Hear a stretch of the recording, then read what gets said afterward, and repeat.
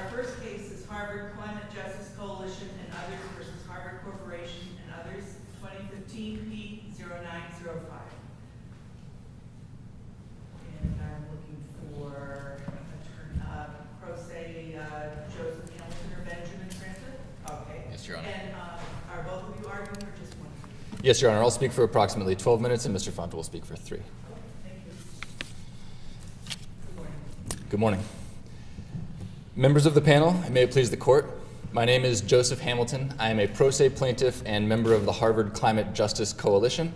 And as I mentioned, with the court's permission, I will speak for approximately 12 minutes, focusing specifically on the issues of the standard of review and the legal details of our 2 counts, while my co-plaintiff Benjamin Franklin will speak for approximately 3 minutes on the factual substance of our academic diminishment and associational chilling effect injuries. Is anybody going to argue standing? Yes, Your Honor, I'll argue standing with the standard of review. The central question before the court today is what legal duties and liabilities arise from Harvard University's investments in fossil fuel companies. Contrary to its mission as an educational institution and to its claims to moral leadership, Harvard is profiting from the exacerbation of climate change and the severe harms from increased global warming that will be caused to future generations and to the most vulnerable people and ecosystems on the planet. Now, we've challenged this egregious behavior through 2 claims. First, that Harvard has mismanaged its charitable assets, and these injuries under this count are specific to the student plaintiffs. Second, we argue that Harvard has committed tortious and intentional investment in abnormally dangerous activities, and the relevant injuries here are those to future generations whose interest we represent. I have 2 questions before you go any further. First, can you just briefly address standing before we get into the more substance of your argument? And second, that last point that you just made, can you repeat it one more time? Yes, Your Honor. The second point was that our tort claim is relevant only to the injuries suffered by future generations. Any cases from any other jurisdictions that address that word? There is a novel tort claim, so no, this is... Nothing in any other states? Yes, Your Honor. We think it is fine under tort doctrine, but it's the first instance of this novel tort. And with relevance to the standing question, I assume you'd like me to address standing under the first count, charitable mismanagement? And the second? Yes, Your Honor. Just in terms of the whole entire case. So under Massachusetts law, there are 2 methods of charitable enforcement. This is relevant to the first count. First, there is the default enforcement scheme of exclusive attorney general jurisdiction over claims that are relevant to public beneficiaries of charitable activity. This has to do with representation of the general public. The second form of charitable enforcement is relevant to plaintiffs such as ourselves who are pleading personal and specific interests and injuries in charitable activity. Now, the 3 relevant questions here are, first, what charitable activity is being targeted? We are not, as defendants allege, trying to interpose ourselves into Harvard's overall management or even its general investment scheme. We are specifically targeting its investments in fossil fuel companies. Second, we have to ask what relationship the plaintiffs have to this specific charitable activity. Now, as students, we have certain benefits that we gain from Harvard's academic activity, as well as its protection of the physical campus. These interests are protected under the Harvard Charter, which binds the Harvard Corporation to promote the advancement and education of youth. Specifically because the plaintiffs on this case study environmental law, science, and policy, we're even more especially interested in those investments into fossil fuels. Now, very crucial to our claim for special interest standing are the injuries that we're suffering with regards to this specific charitable activity. In our complaint, we allege 3 different sorts of injuries. First, that our education has been diminished. Second, that there's been a chilling effect on our associations with like-minded colleagues and peers at the university. And third, and somewhat differently, that we have an interest in the physical campus at Harvard, which is our scholarly and for some of us, our residential home. And that ask you about the diminishment of your education, and you make references to academic freedom.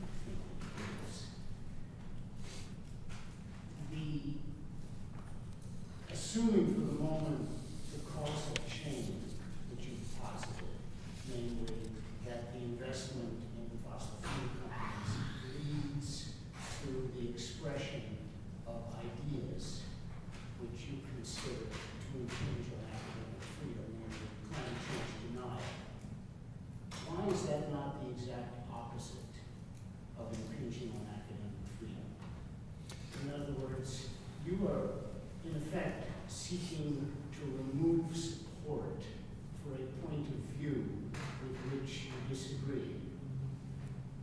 Leaving aside, you may be absolutely correct, is not the essence of academic freedom the disputing of ideas between individuals or entities that are capable of supporting their own points of view. Yes, Your Honor, we are interested in a free discussion of differing points of view, but the precise scholarly free inquiry that Your Honor has mentioned here is what is impinged by these misinformation efforts by fossil fuel campaigns. So rather than promoting differing views on climate science or climate policy, the effects of the fossil fuel campaigns is not only to undermine proven claims about climate science and to spread doubt about the scientific validity of certain climate claims, but also I don't understand though how that changing the investment strategy would keep you from being plagued by misinformation about fossil fuels. They would still be able to solicit the students or advertise or promote whatever ideas they chose. Anybody could still discuss it. You're not asking for an injunction.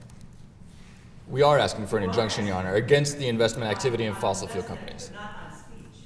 Correct, Your Honor, but there are two reasons why we think this injunction. Your freedom of speech has been impinged.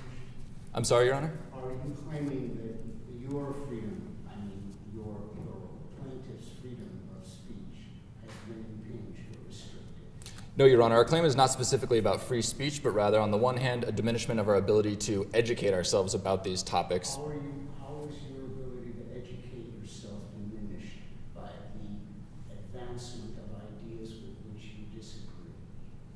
Because there is crucial to this misinformation campaign is not only the spreading of certain ideas, but the discrediting of scholars who study climate science and policy, undermining their reputations and their publications, and a So your legal claim depends on the correctness of your view about climate change. no, it does not, Your Honor. In fact, these are not our opinions about climate change. We have ample evidence. I'm not disputing what you say about climate change. I'm merely trying to assemble the basis of your argument.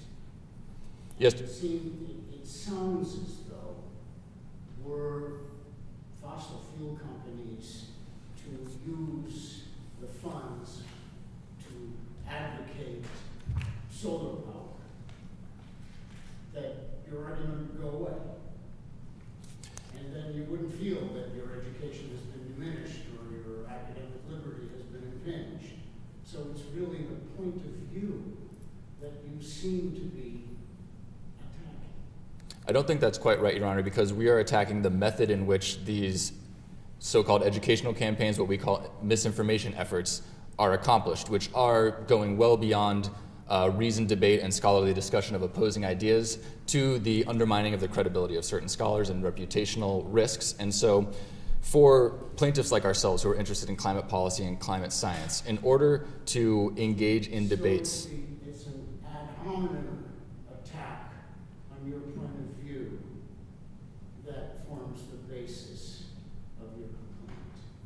In other words, were they not undermining the arguments or the credibility of those with whom you agree, but merely addressing the issue, then would we be okay? If they were addressing the issue in such a way as to prevent this chilling effect, yes. I think if this was solely a matter of a reasoned debate between two sides with some similar resources, there would be less of a problem. But what we've seen here is a long-term coordinated campaign to undermine the very type of academic environment that Harvard has committed itself to protect. I would also like to emphasize that our claims of injury under this count are also closely related to dangers to the physical campus, an issue which the Superior Court in its dismissal order did not squarely address. And so at paragraph 34 of our complaint, we demonstrate facts, and we have supporting facts from one of our amicus, the leading climate scientist, Jim Hansen, that there is certain damage to the Harvard physical campus that will occur by mid-century as a direct result of the business activities of fossil fuel companies. Now, Harvard knows very well what these business activities are.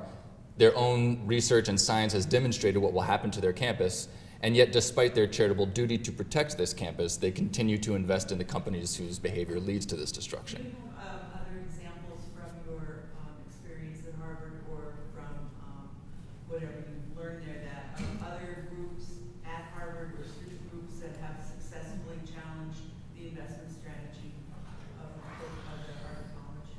No, Your Honor. There is no precedent for challenging this specific type of case. We believe that the reason why there hasn't been litigation is primarily due to the exceptional nature of climate change. There really are no other phenomena that we can think of with such severe and certain consequences that the charitable corporation at issue here itself knows about and has recognized while still not meeting its charitable duties. I don't know if it does, but assuming the corporation, for purposes of my question, invested some of this endowment in tobacco companies,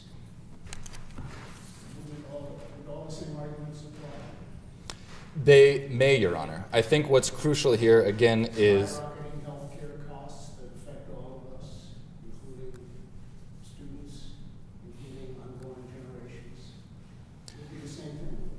I would stress again that our interest here is tightly linked to interests protected under the Charter and our standing as students and students who suffer these specific injuries. And so we are not trying to represent a general public interest in charitable activity or target Harvard under this first count because it is harming the public through its investments in fossil fuels. The injury and our specific interest as Harvard students are tightly linked. Doesn't some of your argument with respect to standing derive from your claim that you are seeking to prevent injury to future generations? Yes, Your Honor. Under our second count, our tort count, we are representing the interests of future generations. To the extent that you're asking us to find standing with respect to that claim, aren't you asking us to make new law? There is some precedent, Your Honor, in fact, that does allow for the representation of the interests of future generations. There's a foreign case from the Supreme Court of the Philippines with quite similar facts where plaintiffs were able to represent the interests of future generations to prevent timber licenses that would have caused environmental degradation. To what extent are we, I'm sorry to interrupt you, Justice Kinder, I'll let you get back to it, but to what extent are we as an intermediate appellate state court able to entertain situations from the Philippines? It is persuasive authority, Your Honor. And similarly persuasive authority, to finish the response, comes from the District of New Jersey, which similarly allowed an environmental advocacy group to represent interests of future generations in the health of coastal ecosystems. And especially because future generations, of course, are not able to come into court and represent their own interests, and in the special circumstances of climate change where these injuries are far from speculative, they're severe and certain, we think that there must be some judicial flexibility to allow their interests to be heard before the court. I see that my time has run out, and I would like to make sure that my co-plaintiff, Benjamin Fronte, can speak specifically to the first issues that we were discussing. Thank you.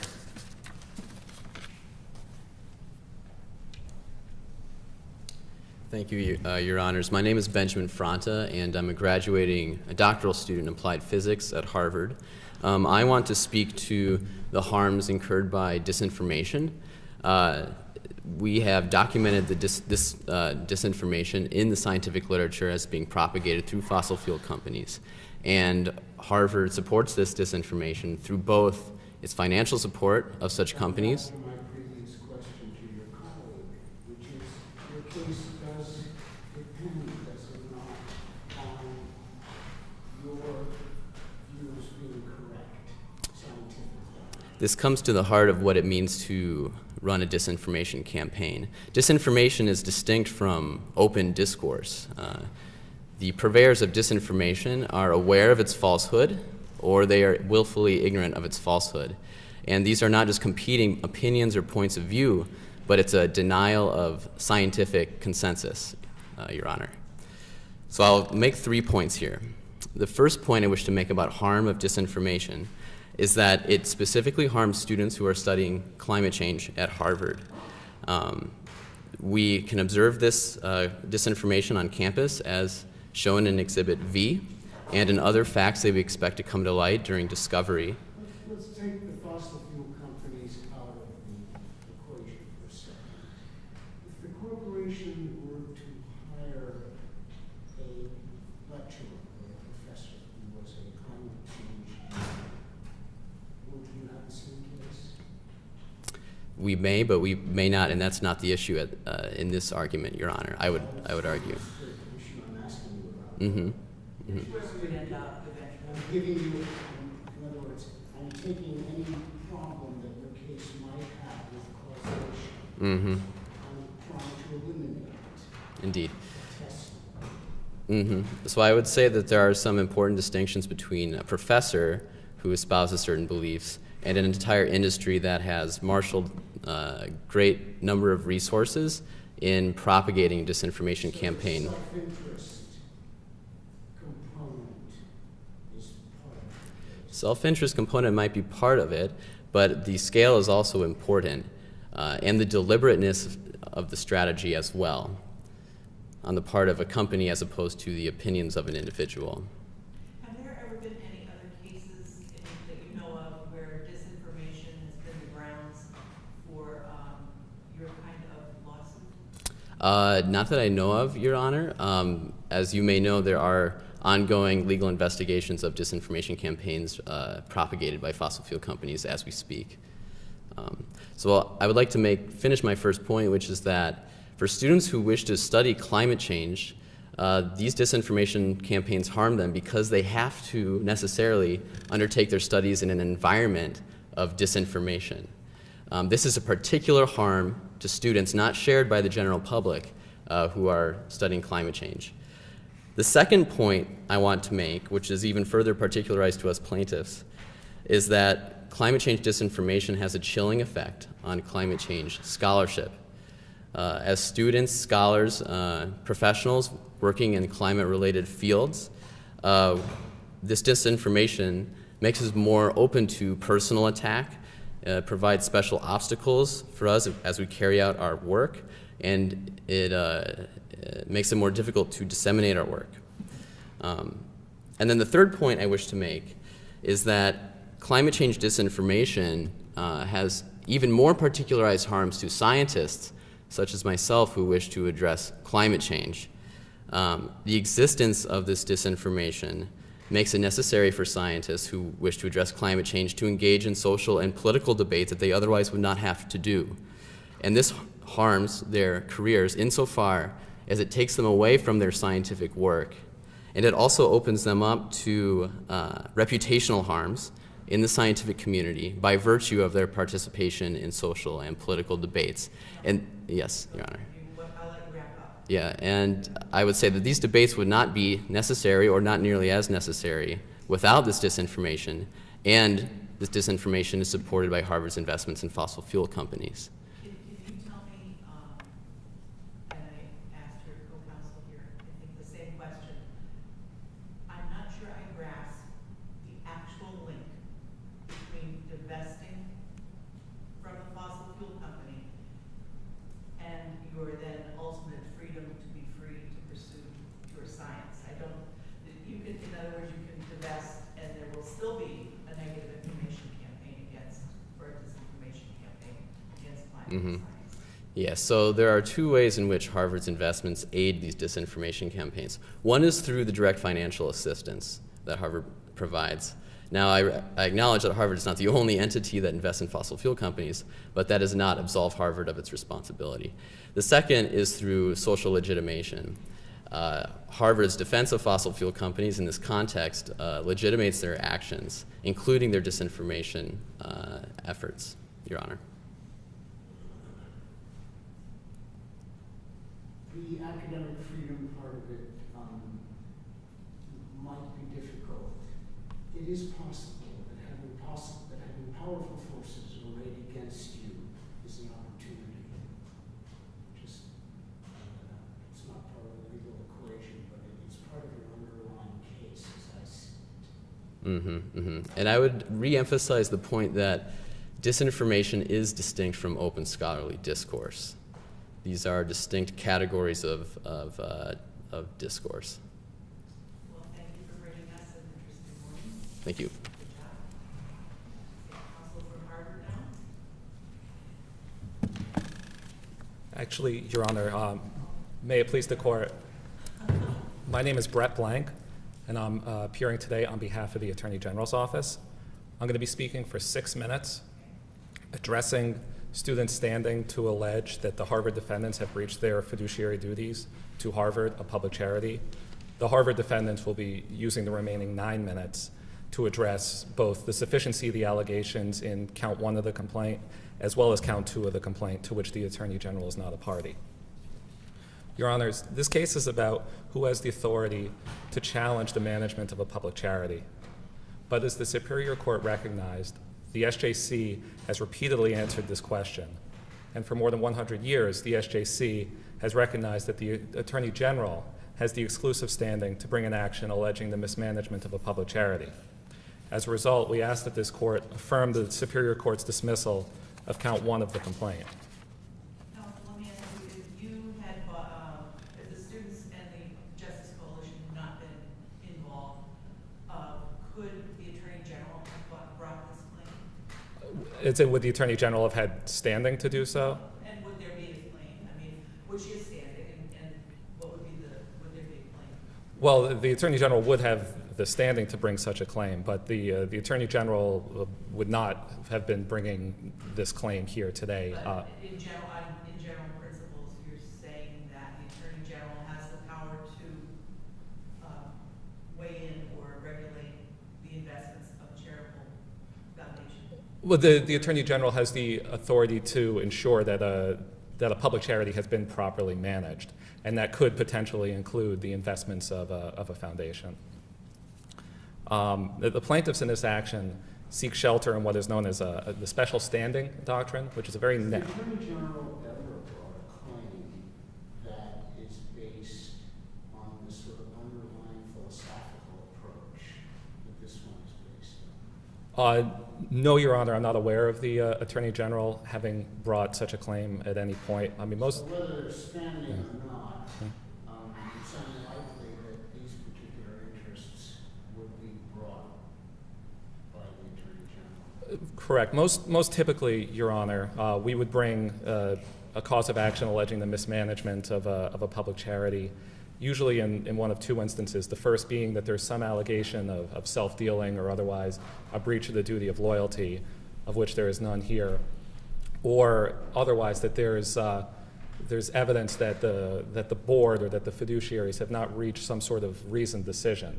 And the Attorney General's office typically does not sit as a super board of directors second-guessing these decisions. It's only, especially in that second context, in that second category, I mean, if there's gross negligence, would we step in and bring such a cause of action?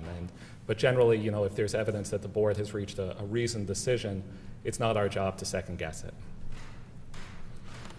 The special standing doctrine, Your Honors, generally it only applies when plaintiffs can allege that they have personal rights that directly affect the individual.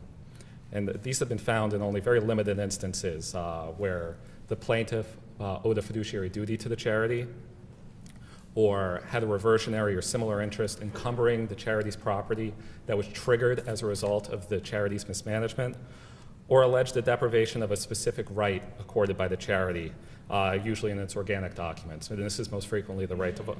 In the organic documents, the articles of organization. Nothing in the documents that would give these scientists at Harvard an exclusive or a specific right to pursue their climate studies unhindered?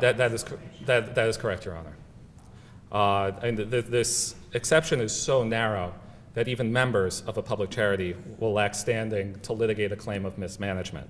And that's the teaching in both the Lopez and the Weaver cases. Here, these plaintiffs don't fit in any of those categories. They're not even members of Harvard. Instead, their claim of entitlement to standing is twofold. First, that they have standing because of the harms caused by climate change. And second, that as students, they enjoy the benefits of Harvard's charitable activity, and thus they have a beneficial interest in the endowment that's not shared by non-students. And both of these claims fail, beginning with the claim of entitlement to standing because of the exceptional harms. The existence of these harms do not establish that the plaintiffs have a personal right in Harvard's endowment, and that's the teaching of the Moulton case, Your Honors. So at base, students' claim to standing here is based on an argument that as members of the class served by Harvard, they have an interest in Harvard's endowment that is not shared by the public writ large. This turns on a misapprehension of charities law, as their status as Harvard students does not give them a legally protected interest in Harvard's endowment. The Brady case from the SJC in 1965 teaches that the beneficiaries of a charity are comprised of the indefinite class of persons that the charity is intended to serve, both recipients and non-recipients. And then the public writ large, as beneficiaries of a public charity's activities, lack standing to sue. And this is the teaching of the Burbank case, the Weaver case, and the Boston Regional Medical Center case. Here, the plaintiffs have cited no cases concluding that a plaintiff has standing to litigate a mismanagement claim merely because he or she is a member of the indefinite class that is served by that charity. And this is for good reason. As many courts have recognized, there's a legitimate risk that vesting anyone who might be benefited with by a charity's activities with standing to allege its mismanagement will lead to repetitious litigation, draining charitable coffers, and preventing fulfillment of mission. Now, I see that my time's up, so unless the court has any other questions, I'll rest on my brief and again ask that this court affirm the dismissal of count 1 of the complaint. I guess your last point, wouldn't principles of collateral estoppel be the cure for that last problem? Conceivably, if the claim to standing, especially in this case where it's resting on allegations of harm, if there's not some congruity between the harm that's previously been litigated and the new harm that's alleged. I'll settle for conceivably. Thank you. Thanks.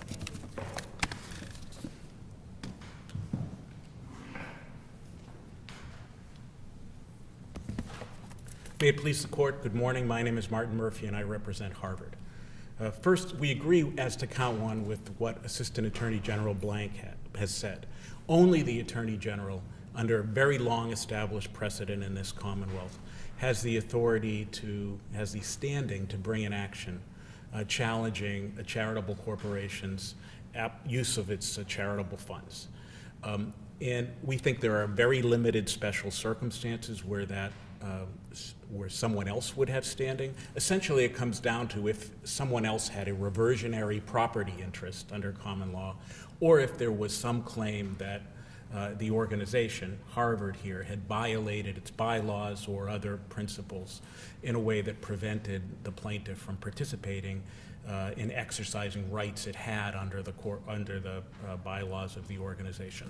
Neither apply here, so unless the court has other questions about the standing issue, I would ask to be permitted to move on to address the merits of count 1.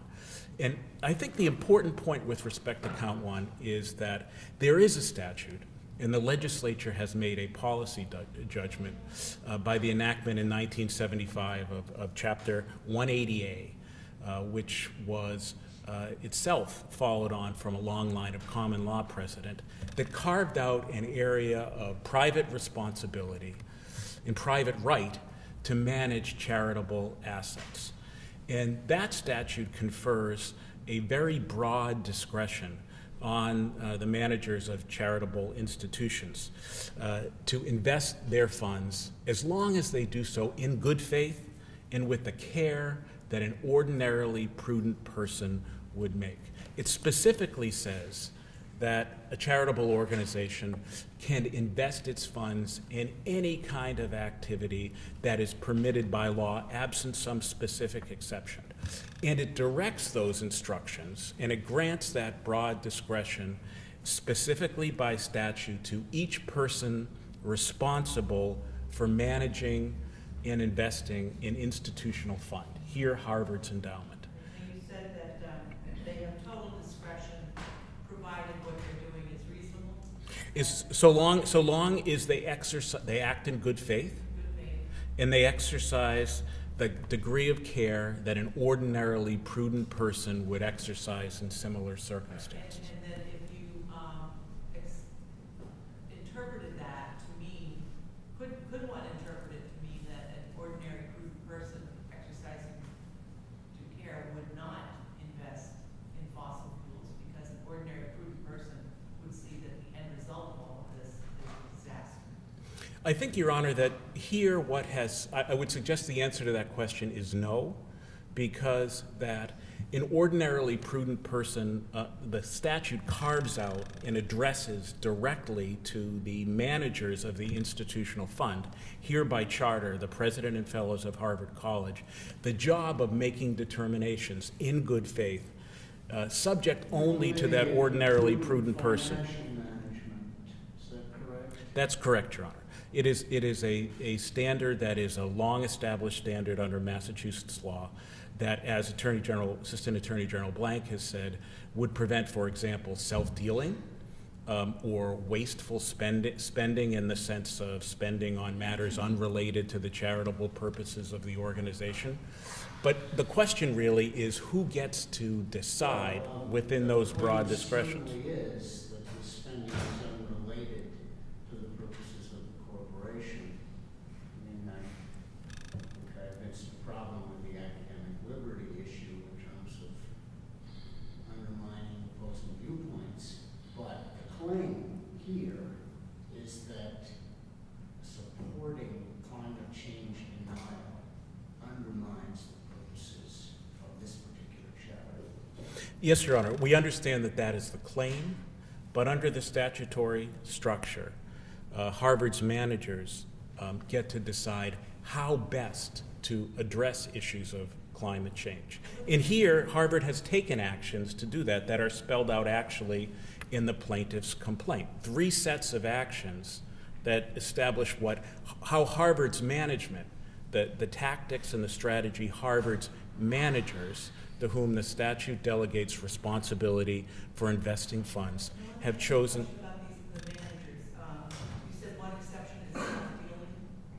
Yes, certainly one exception would be Is there a provision- self-dealing. And I assume that there's a provision that anybody making these decisions is required to also disclose whatever private investments they have.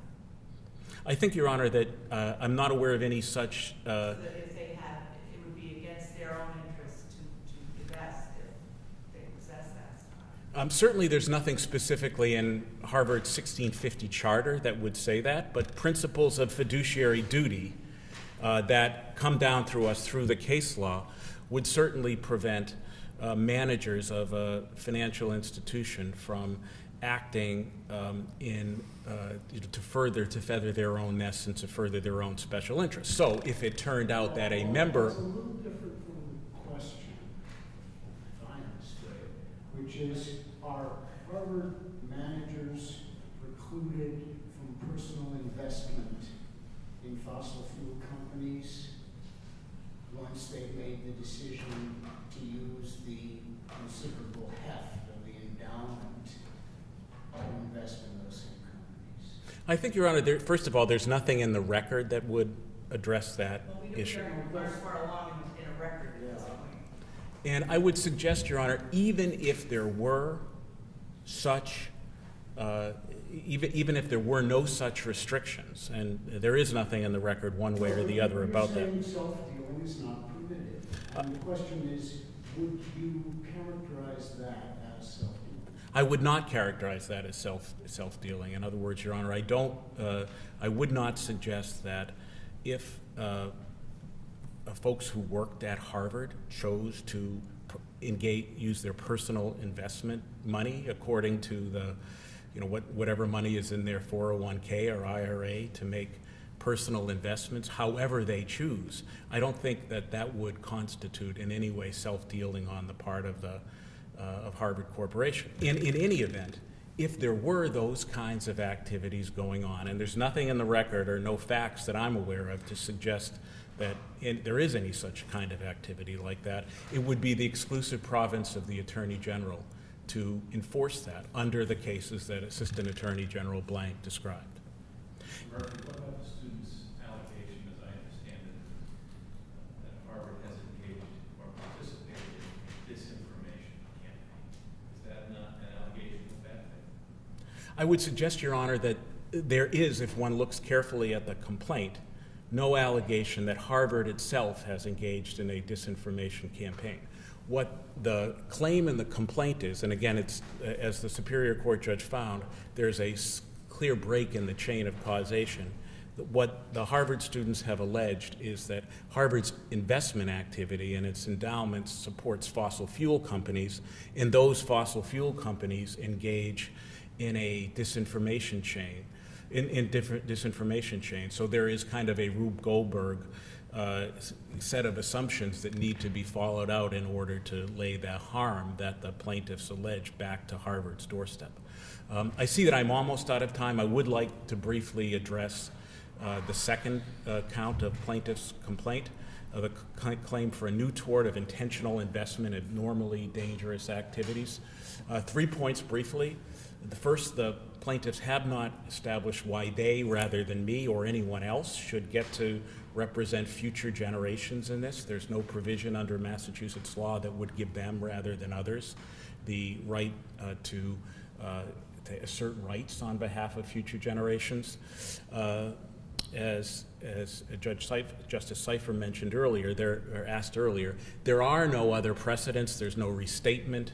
There's no other academic support for this view, and that's been a feature of the kinds of cases that the SJC has used to extend tort law into new directions, whether it's been accepted in other jurisdictions. And finally, we would suggest that it's essentially an end run, since what they are seeking is an injunction around the power of the Attorney General, the exclusive power of the Attorney General to enforce the due application of charitable funds. One more question, and that is that if this tort were recognized, would it also then be something that could be applicable to any other investments Harvard had, say perhaps the defense industry?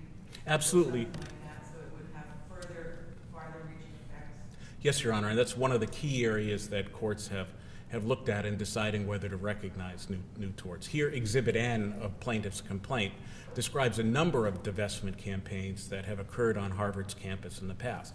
Tobacco, South Africa, a group of professors who sought divestment from investments in Israel. A bunch of issues have come up over the past on divestment, and there is no limiting principle that would prevent the kind of litigation we have here from occurring in those other contexts as well.